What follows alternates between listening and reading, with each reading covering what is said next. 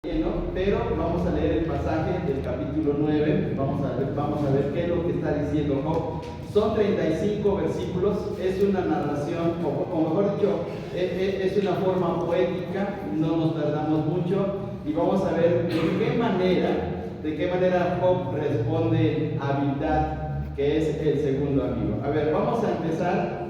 Ahora los varones leemos el versículo 1, hermanas ustedes el 2, y así nos vamos yendo hasta llegar hasta el final, ¿sí? Empezamos los varones con el versículo 1, dice así: respondió Job y dijo: ciertamente yo sé que las haciendas de mi hijo no se enfrentará el hombre con Dios. Si quisiera contender con él, no le podrá responder a una cosa entre mí. Él es sabio de corazón y poderoso en fuerzas. ¿Quién se mereció contra él y le fue bien? Él arranca los montes con su furor y no sabe en quién los trastornó. Él remueve la tierra de su lugar y hace temblar sus columnas. Él manda al sol y no sale y sella las estrellas.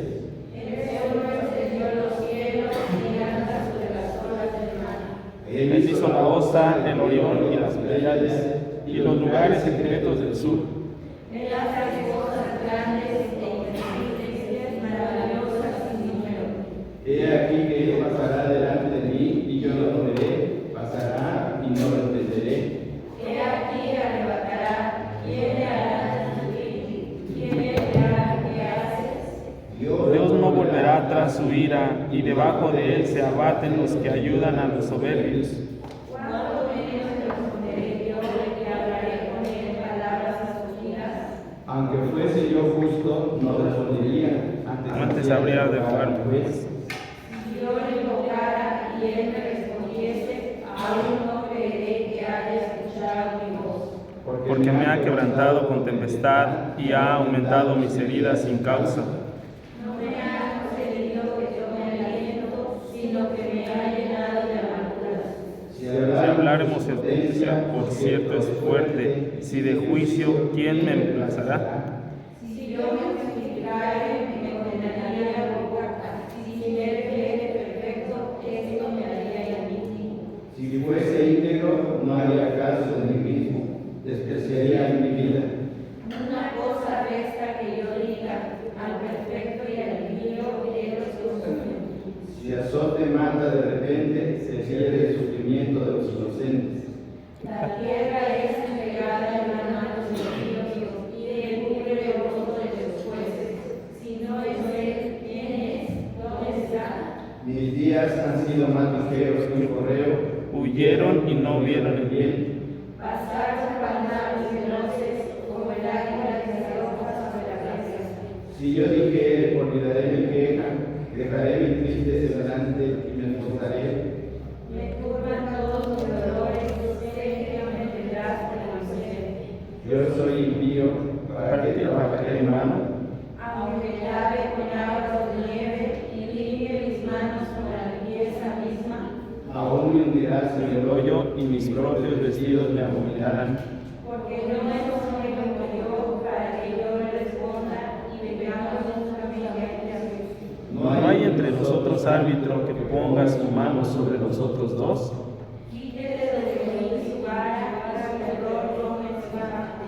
Entonces hablaré y no le temeré, porque en este estado no estoy en mí.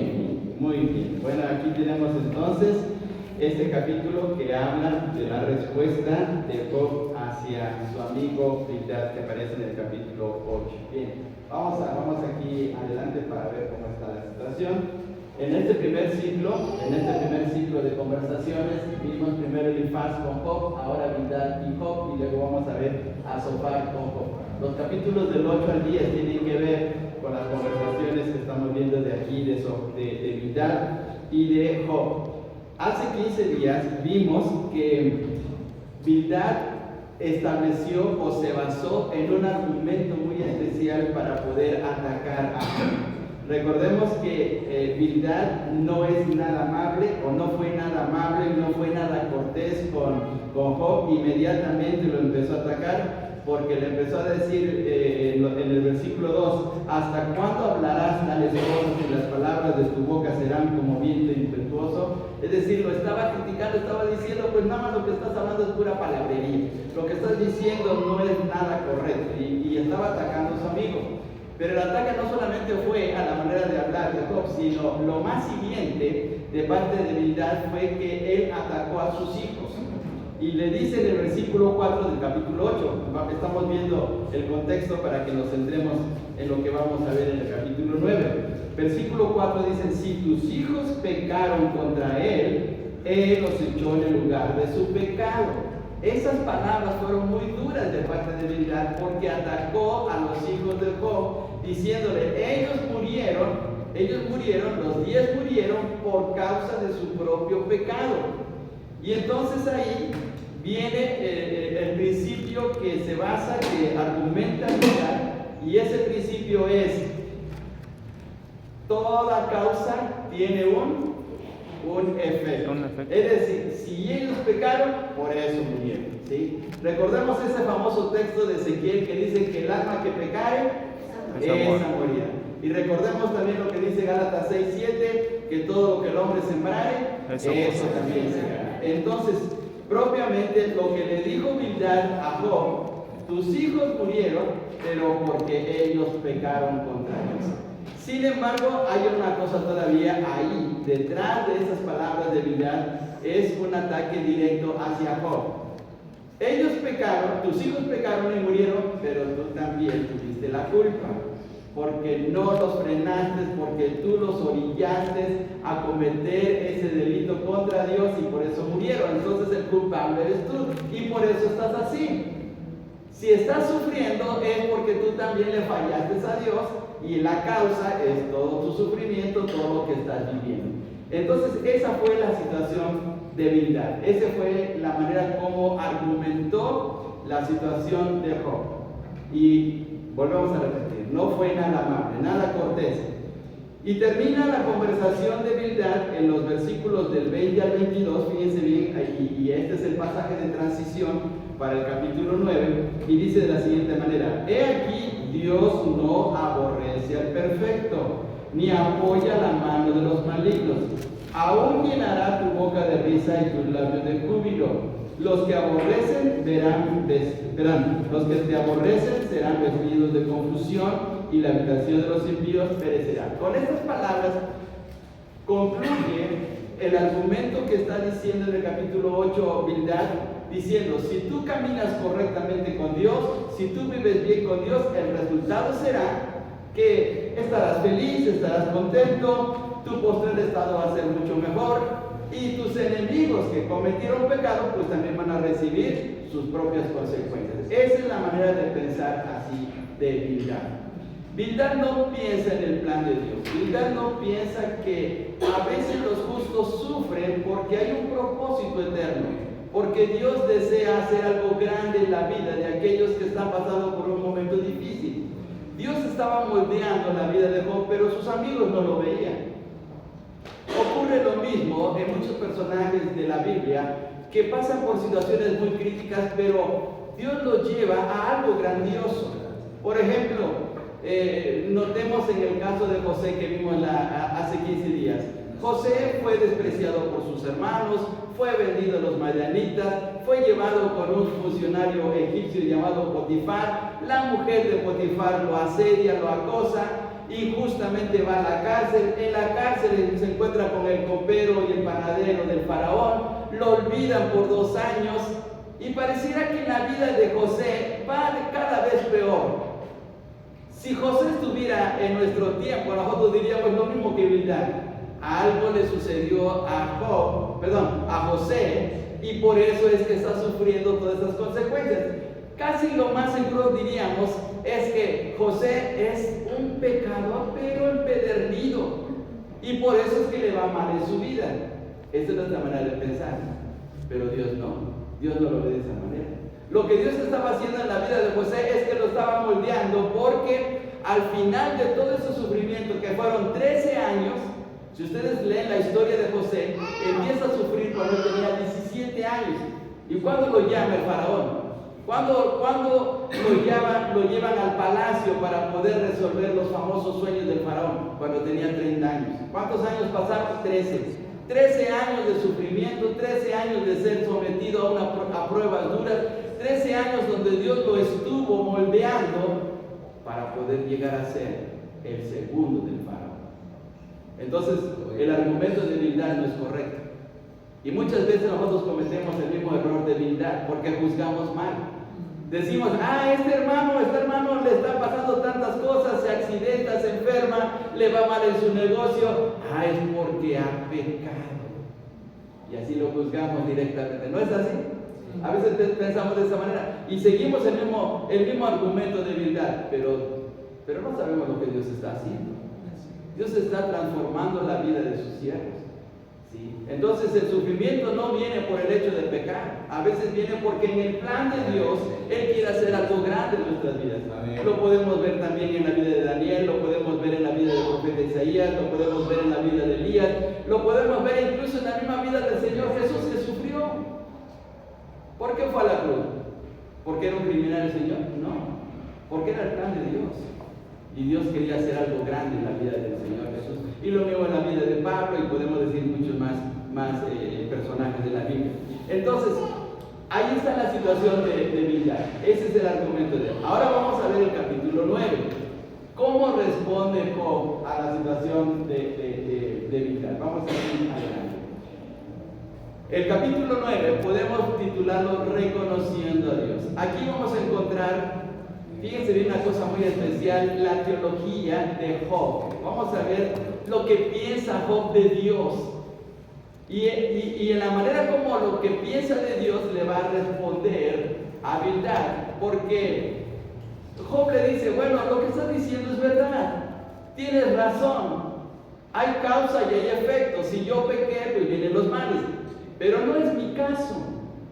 Yo he vivido, yo he deseado vivir para Dios, he buscado a Dios con todo mi corazón, le he entregado mi vida, todas mis pertenencias son de Él, y si Él me quitara aún la vida, de todas maneras en la eternidad le seguiré adorando, porque Él es mi Dios. Pero hay una interrogación en Job, ¿pero por qué sufren los justos? ¿Por qué tienen que pasar por momentos difíciles aquellos que aman a Dios? Veamos por favor los primeros versículos. Vamos al capítulo 9, vamos a entrar en materia. Dice el versículo 2, ciertamente yo sé que es así, le está dando la razón a Bildad. ¿Y cómo se justificará el hombre con Dios? Si quisiere contender con Él, no le podrá responder a una cosa entre mí. O sea, tiene razón, sí, pero a mí me queda una duda, podía pensar así, Job. Tengo la duda de por qué aquellos que aman a Dios les pasan cosas malas.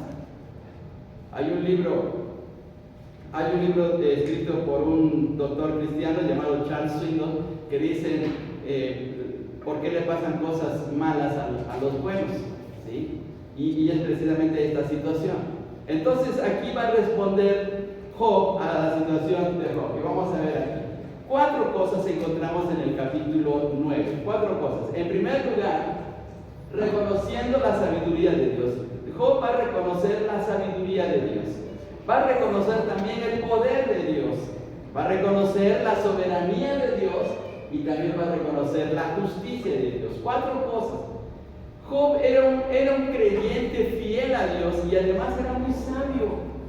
Cuando no había Biblia, cuando no había documentos sagrados de la Biblia, él en su corazón tenía una relación tan estrecha con Dios que él tenía ideas de verdad muy grandiosas de Dios. De seguro Dios se las revelaba, de seguro que Dios hablaba con él o Dios se las revelaba de alguna forma.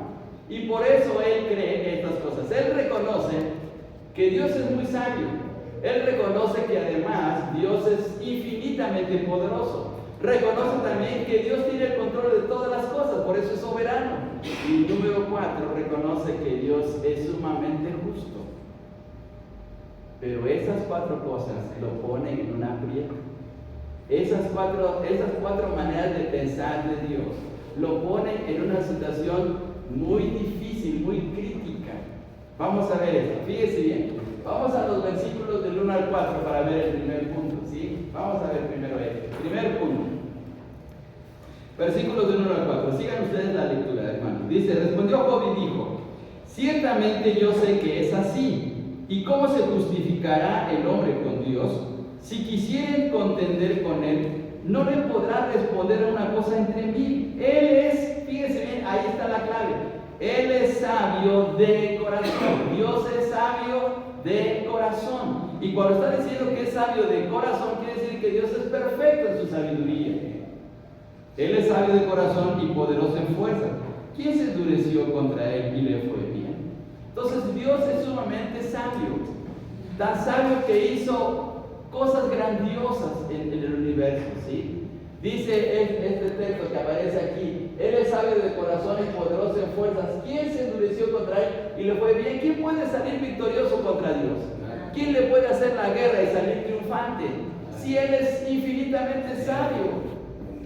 Por mucho que luchemos contra Dios, por mucho que estemos planeando estrategias para estar en contra de Dios, no podemos, ni siquiera el diablo que es sabio, fíjense bien, el diablo es muy inteligente, el diablo se sabe la escritura, pero no puede con la sabiduría de Dios, porque la sabiduría de Dios es mucho más alta, mucho más grandiosa, ¿sí? Fíjense bien, hermanos, qué cosa tan especial, porque nuestro hermano Pedro nos llevó a leer el Salmo 33, que tiene que ver con la palabra de Dios, con la sabiduría de Dios. Fíjense bien, hermanos, vamos a leer los versículos del 4 hasta el versículo 6. Vamos a ir al Salmo 33, del 4 al 6. Compartamos nuestras Biblias para que podamos leer juntos la palabra de nuestro Dios. Fíjense bien, hermanos. Salmo 33, del 4 al 6, todos juntos. Porque recta es la palabra de Jehová, y toda su obra es hecha con fidelidad. Él ama justicia y juicio. De la misericordia de Jehová está llena la tierra. Por la palabra de Jehová fueron hechos los cielos y todo el ejército de ellos por el aliento de su boca. Fíjense bien, Dios es infinitamente sabio. Hace unos días estuve viendo un video relacionado con esta zona tan importante del mundo que se llama la región del Amazonas. Bueno, estaba viendo ese video, investigadores que están estudiando, aunque ustedes no lo crean, ríos en la atmósfera. Ríos en la atmósfera. No ríos como en el sentido de los que van en la tierra, llevando mucha agua, pero ríos en el cielo que llevan vapor de agua y que se van moviendo en direcciones muy especiales.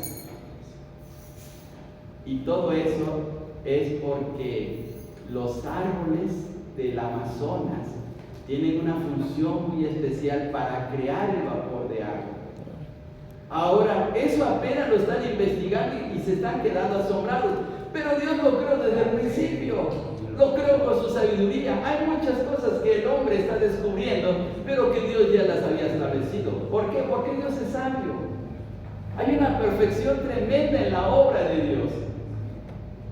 Si tan solo nuestro planeta se desviara de su órbita, de seguro que sufriríamos consecuencias muy tremendas, ¿sí? Hace unos años el Sol tuvo sus erupciones, se le llaman las erupciones solares, afectaron las comunicaciones en la Tierra, hasta se fue el internet en muchos países por causa de esas erupciones solares. Pero Dios lo tiene todo en control, Dios es sabio. Y entonces Job dice, bueno, si Dios es sabio, entonces ¿cómo le voy a responder? Veamos, por favor, regresemos a Job capítulo 9. A Job capítulo 9, versículo 3. Dice, si quisiere contender con él, no le podrá responder una cosa entre mil. No le podremos responder a Dios, sino si él nos preguntara, ¿sí? Entonces es una cosa muy tremenda. Ahora vamos a ver aquí esto. Hay dos clases de sabiduría. En la Biblia se nos mencionan dos clases de sabiduría. Hay una sabiduría terrenal y hay una sabiduría espiritual, una sabiduría que proviene de Dios. Normalmente nuestra sabiduría es una sabiduría terrenal. Veamos por favor Santiago capítulo 3, versículos del 15 al 16. Santiago capítulo 3, versículos del 15 al 16. ¿Cómo es la sabiduría del mundo? ¿Cómo es la sabiduría de los hombres? Vamos a ver aquí en Santiago capítulo 3 del 15 al 16. A ver, todos juntos vamos a leer los dos versículos. Dice así: porque esta sabiduría no es la que desciende de lo alto, sino terrenal, animal, diabólica. Porque donde hay celos y contención, allí hay perturbación y toda obra perversa. Fíjense bien, ¿qué clase de sabiduría tenemos? Y a veces nos creemos muy sabios, pero ¿qué clase de sabiduría es nuestra? La nuestra, fíjense bien las características de la sabiduría humana. Dice que es terrenal y luego animal. Qué feo, ¿verdad? Qué fea palabra. Es una sabiduría animal y diabólica, porque es una sabiduría destructiva. Es una sabiduría para hacer daño, es una sabiduría para hacer sufrir al prójimo o sacar provecho del prójimo. Miren qué feo es esto. En cambio, la sabiduría que proviene de Dios, ahí lo mismo lo vemos en Santiago capítulo 3. Ahora vamos a leer todos juntos el 17. ¿Cómo es la sabiduría que proviene de Dios? Dice así: pero la sabiduría que es de lo alto es primeramente pura, después pacífica, amable, benigna, llena de misericordia y de buenos frutos, sin incertidumbre ni hipocresía. Fíjense bien qué cosa tan tremenda. Ahí aparece aquí en la presentación, ahí están las características de la sabiduría que proviene de Dios. ¿Cómo es la sabiduría de Dios? Pura, pacífica, amable, benigna, llena de misericordia, de frutos, sin incertidumbre ni hipocresía. Esa es la sabiduría que debemos de tener. Esa es la sabiduría que debemos pedirle a Dios. Ahora, por favor, vayamos a Santiago capítulo 1, por favor. Santiago capítulo 1. Porque alguien podría decir, bueno, ¿y cómo obtengo esa sabiduría? Pues miren, aquí lo dice claramente la palabra del Señor. Vamos al capítulo 1 de Santiago y dice de la siguiente manera en el versículo 5. A ver, todos juntos, el 5. Si alguno de vosotros tiene falta de sabiduría, pida a Dios, el cual da todos abundantemente y sin reproche, y le será. ¿Qué tenemos que hacer? Pues pedirle: Señor, dame de tu sabiduría para poder tomar buenas decisiones, dame tu sabiduría para hacer bien las cosas en mi familia, en mi trabajo, donde sea. Dame sabiduría que viene de ti, Señor. Entonces hay que pedirle. Ahora, ¿cómo debemos de pedir? Vamos al versículo 6. ¿Cómo debemos de pedir? Versículo 6. Pero pida con fe, no dudando nada, porque el que duda es semejante a la onda del mar, que es arrastrada por el viento y echada en una parte. ¿Cómo debemos de pedir? Con fe. Con fe, creyendo que Dios sí nos va a dar de su sabiduría. Ahora, esa sabiduría está en su palabra. Amén. Está en la palabra de Dios. Tenemos que leer la Biblia para poder de esta manera impregnarnos y llenarnos de la sabiduría de Dios. Dice el Salmo 119, versículo 9: ¿con qué limpiará el joven su camino? Con guardar Su palabra. Entonces hay que leerla, hay que meditarla, hay que apropiárnosla, ¿sí? Y hay que pedirle al Señor que nos ayude a entender su palabra. Entonces ahí está la sabiduría de Dios. No está lejos de nosotros. A veces nosotros aplicamos nuestra propia sabiduría y ahí es donde fracasamos. Entonces Dios es sumamente sabio, pero en su sabiduría pues no podemos altercar con Él, no podemos ganarle a nuestro Dios. Dijimos lo que dice aquí Job: si quisiere contender con Él, no le podrá el hombre responder a una cosa entre mí. Pero veamos acá, dice Jeremías 51:15: Él es el que hizo la tierra con su poder, el que afirmó el mundo con su sabiduría y extendió los cielos con su inteligencia. ¿Cómo es la sabiduría de Dios? Es infinita, tremendamente infinita. ¿Cómo es nuestra sabiduría? Es ilimitada. ¿Sí? Por eso es que no llegamos a entender los propósitos de Dios. Por eso es que Bildad no lograba entender qué es lo que le estaba pasando a Job. Porque Bildad solamente estaba aplicando su propia sabiduría. Y ahí estaba el problema. Ahora vamos a la segunda situación, ¿sí? Ahora vamos al asunto de que Job reconoce el poder de Dios. Y esa es otra situación tremenda. ¿Cómo es el poder de Dios? Es un poder infinito. ¿Sí? ¿Cómo se le llama? ¿Qué otra palabra se le da al universo? ¿Qué otra palabra se le da al universo? Ahí cuando los astrónomos estudian el universo, ¿qué otra palabra le dicen? Vasto, sublime. No, el planeta es la Tierra, ¿no? El espacio exterior, no, pero Sublime. llaman el infinito, ¿verdad? El infinito. Pero realmente es infinito el infinito. No, ¿por qué? Porque el universo está en las manos de Dios. Por muy enorme que sea el universo, y aunque sea tan profundo el universo, ¿se acuerdan ustedes que en la escuela nos enseñaron que el universo no se mide en kilómetros? ¿Cómo se mide? En años luz, en lo que la luz recorre a través del tiempo. Entonces, aunque el universo sea inmensamente grande para nosotros, no lo es para Dios, porque para Dios Él lo tiene en su mano. ¿Sí? Entonces, Dios es realmente infinito y su poder ha hecho eso. Entonces es algo tremendamente grandioso. Fíjense bien, Dios en su poder controla los fenómenos de la tierra. Vamos a los versículos 5 y 6 de Job. Job 9, 5 y 6. Job 9, 5 y 6. Todos juntos. Él arranca los montes con su furor y no sabe qué es la zona. Él renueva la tierra de su lugar y hace temblar sus columnas. Fíjense bien, cuando dice en el versículo 6, Él remueve la tierra de su lugar y hace temblar sus columnas, ¿de qué está hablando, hermanos? De los sismos, de los terremotos. ¿Sí? ¿Y cómo son los terremotos? Son impresionantes. ¿Sí? Para nosotros son impresionantes. Pero para Dios, ¿qué es? Es un toquecito de su dedo, hermanos. Tantito nada más lo toca y todo se conmueve, fíjense bien. Entonces el poder de Dios es impresionante. Hay una fractura geológica allá en California. ¿Cómo se llama esa fractura? La falla de San Andrés. La falla de San Andrés, y los californianos le tienen mucho miedo y están pensando que en uno de estos años va a haber un terremoto tan tremendo que se va a separar pues la California norte y sur de México con la California de Estados Unidos. O sea, y eso nada más es un toquecito de Dios.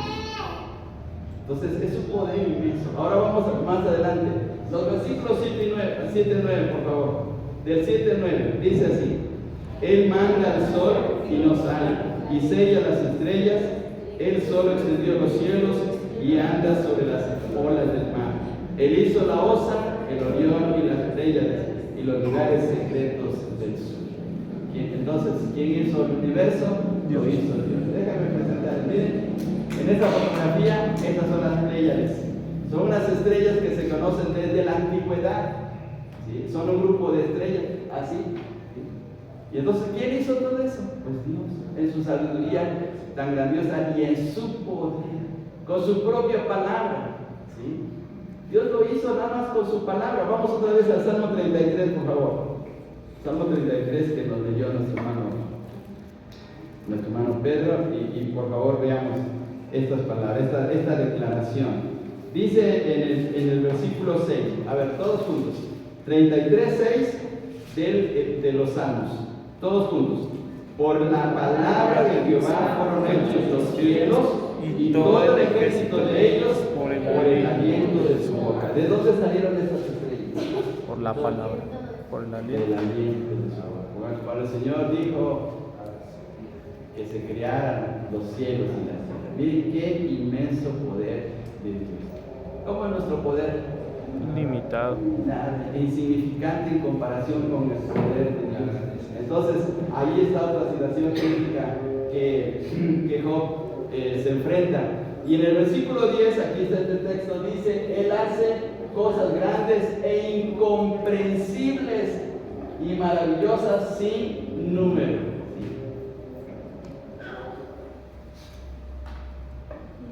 ¿Usted ha pensado cómo trabajan sus glóbulos blancos en su cuerpo para defenderlo de las enfermedades? ¿Ha pensado cómo están al pendiente de las invasiones que, pues, en la atmósfera, en el ambiente que vivimos, vamos absorbiendo?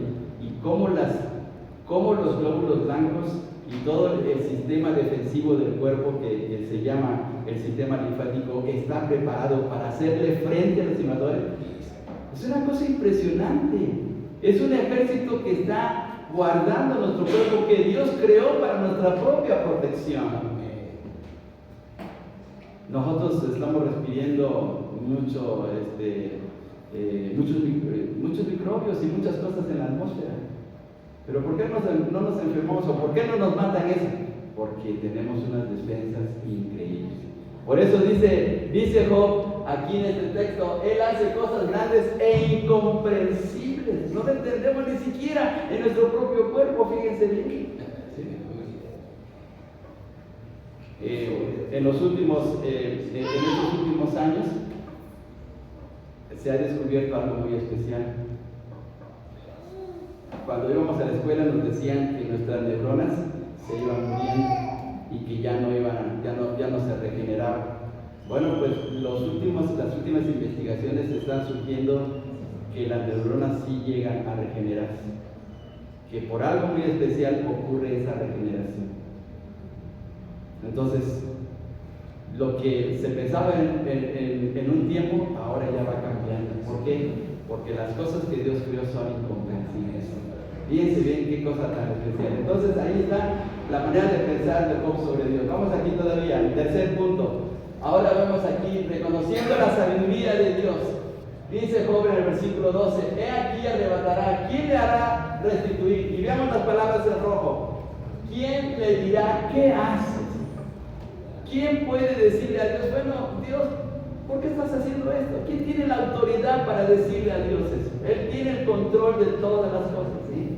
Dios es infinitamente soberano. ¿Qué es la soberanía de Dios? Vamos a verlo aquí. La soberanía.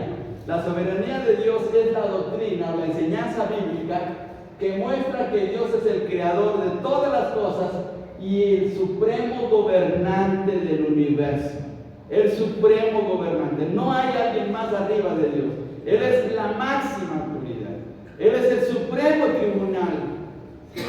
Dios está por encima de todo. Y por lo tanto, Dios no está sujeto a ningún poder, ni a ninguna norma abstracta, ni ley que pudiese ser concebida como superior a Él. Nadie está por encima de Dios en autoridad ni en nada. Fíjense bien qué increíble. Y eso es lo que creía Job. Creía en la sabiduría de Dios, creía en el poder de Dios, creía en la soberanía de Dios. Entonces nadie está por encima de Dios. Un día un rey vio su ciudad que había construido y dijo, esta es la ciudad que yo construí con mi fuerza. Y en ese mismo día, que le va como en feria, como decimos, porque tuvo que comer pasto. ¿Quién era? Nabucodonosor. Se creyó superior a Dios y en ese mismo día cayó. ¿Sí? Dice la Biblia, dice el libro de Daniel, capítulo 4, que se convirtió en una bestia, como en una bestia, comiendo pasto por 7 años, para que se le quite lo orgulloso. Porque nadie está por encima de Dios. El faraón también se creyó superior a Dios y no quería dejar a Israel salir de Egipto. Y tuvo que sufrir 10 tremendas plagas, hasta la muerte de su hijo primogénito, para que aprendiera a someterse a la soberanía de Dios. Mire qué increíble, ¿sí? Vamos aquí todavía. Veamos que conforme a la soberanía de Dios, Él puede dar la vida o quitarla. Dios puede dar y quitar la vida, porque Él es el dueño. Ahorita estamos aquí vivitos y coleando, como decimos vulgarmente, pero a lo mejor mañana ya no estamos. ¿Por qué? Porque Dios es el dueño de nuestra vida. Nadie tiene la factura de su propia vida. 2. Él puede quitar o poner gobernantes según su designio. ¿Sí? Ahorita ya vienen las elecciones aquí en el Estado de México, pero Dios puede quitar y poner como Él quiere. Así es que no nos basamos en los partidos políticos, nos basamos en la soberanía de Dios. 3. Él gobierna a toda nación y la juzga en su momento. Ahí están los pasajes bíblicos para que vayamos bien. ¿Sí? Él va a juzgar a cada nación, una por una. 4.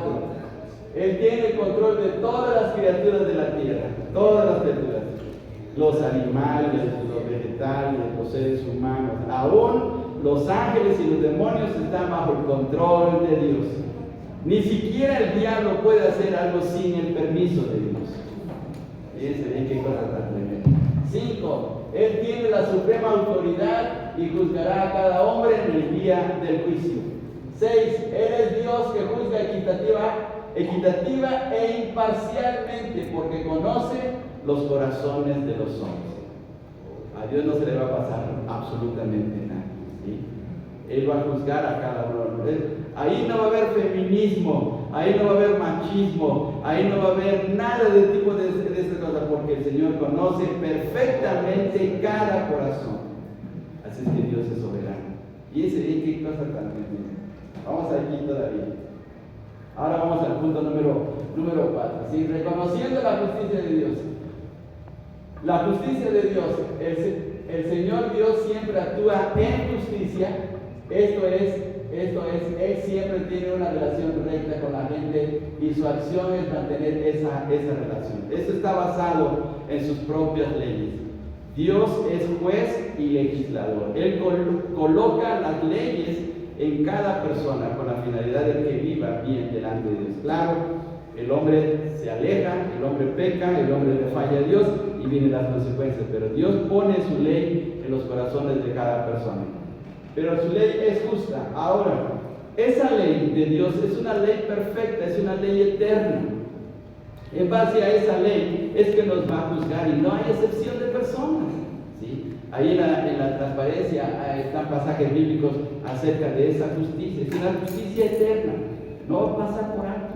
Recordemos que el Señor Jesús no vino para abrogar la ley, sino para cumplirla. Y entonces nosotros estamos sometidos precisamente a esa ley perfecta y eterna de Dios, no como las leyes del ser humano, ¿sí? Aquí nosotros y en nuestros tribunales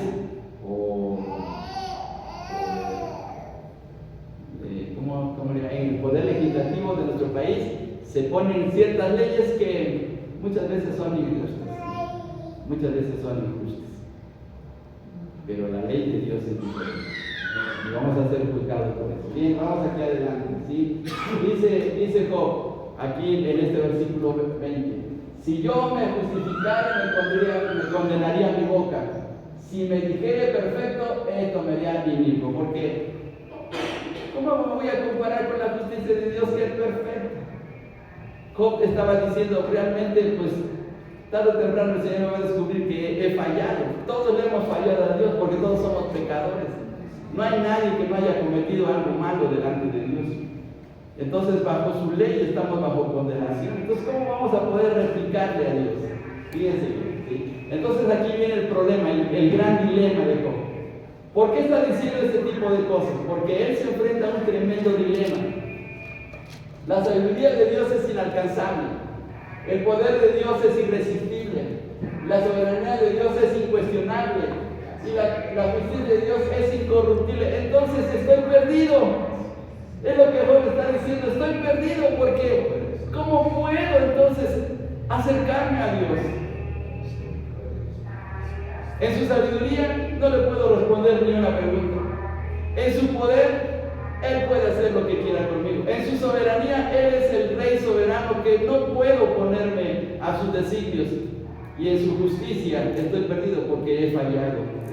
Fíjense bien, hermanos, lo que dice Job en el capítulo 9. Capítulo 9, y vamos a ver el versículo. Déjenme encontrar donde dice que yo soy impío. A ver, ayúdenme.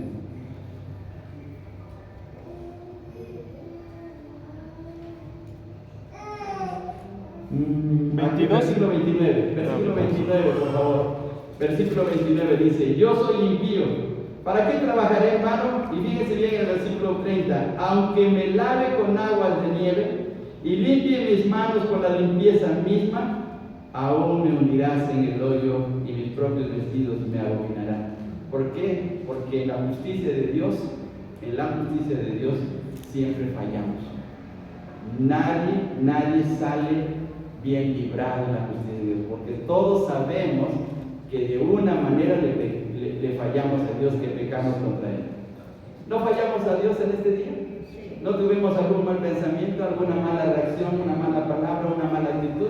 Hoy le fallamos y ya con eso estaríamos perdidos. Y esa es la situación al dilema que se enfrenta Job, porque ¿cómo puede presentarse delante de Dios? Ahora fíjense bien, aquí viene algo muy especial. En el versículo 29 y 30, cuando ya vimos, ahí está la impotencia de Job. Job no sabe cómo presentarse de Dios y propiamente ni quiere por la perfección de Dios. Pero ahora vamos a ver algo especial. Veamos este versículo, por favor. Dice Job: no hay entre nosotros árbitro que ponga su mano sobre nosotros dos. Job 9:33. Ahora Job estaba pensando: ojalá hubiese alguien que se pusiera entre Dios y yo para que me librara, para que no muriera, para que Dios no me ajusticiara. Job pensó así en su desesperación. Pero déjenme decirles algo: a la luz de la Biblia sí hay un árbitro. Y ese árbitro es el mismo Señor Jesucristo. Y la Biblia dice claramente, porque hay un solo Dios y un solo mediador entre Dios y los hombres, Jesucristo hombre. Job lo estaba viviendo en su tiempo, hace más de 4,000 años.